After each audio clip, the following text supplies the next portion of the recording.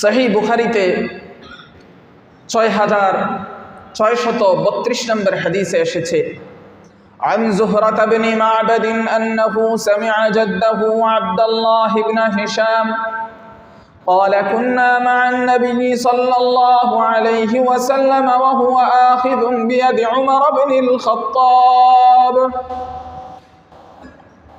فقال له عمر يا رسول الله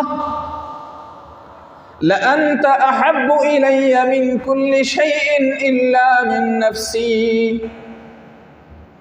فقال النبي صلى الله عليه وسلم لا والذي نفسي بيده حتى أكون أحب إليك من نفسك জোহরা বিন মা'বাদ রাদিয়াল্লাহু আনহু থেকে বর্ণিত, তিনি তার দাদা আব্দুল্লাহ ইবনে হিশাম থেকে শুনেছেন।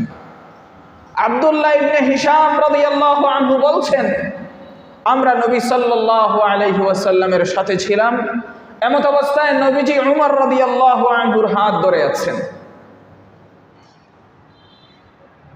উমর রাদিয়াল্লাহু আনহু নবীজির হাত ধরে আছেন। তখন উমর রাদিয়াল্লাহু আনহু বললেন, ইয়া রাসূলুল্লাহ, নিঃসন্দেহে আপনি আমার কাছে আমার জান বাদে সব কিছুর চেয়ে আপনি বেশি প্রিয়। আমার নিজের চেয়ে বাকি যত কিছু আছে সব কিছুর চেয়ে আপনি বেশি প্রিয়। নবী সাল্লাল্লাহু আলাইহি ওয়াসাল্লাম বললেন, না, ঈমান পরিপূর্ণ হয় না।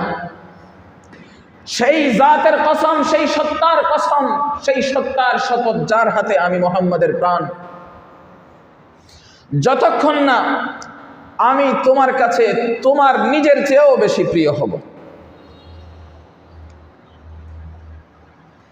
তখন উমর রাদিয়াল্লাহু আনহু বললেন, ফাইন্নাহুল আন ওয়াল্লাহি লা আনতা আহাব্বু ইলাইয়া মিন নাফসি। হে আল্লাহর রাসূল, এখন আপনি আমার নিজের চেয়েও, নিজের জানের চেয়েও আপনি আমার কাছে বেশি প্রিয়। নবী সাল্লাল্লাহু আলাইহি ওয়াসাল্লাম তখন বললেন, আল আনা ইয়া উমর, হে উমর, এখন ঠিক আছে। এখন হচ্ছে পরিপূর্ণ ঈমানদারিতা। পরিপূর্ণ ঈমানদার হওয়ার জন্য আমাদের দিলের মাঝে, আমাদের চরিত্রের মাঝে, আমাদের জীবনের মাঝে নবীজির ভালোবাসার স্থান সবার চেয়ে উপরে থাকতে হবে।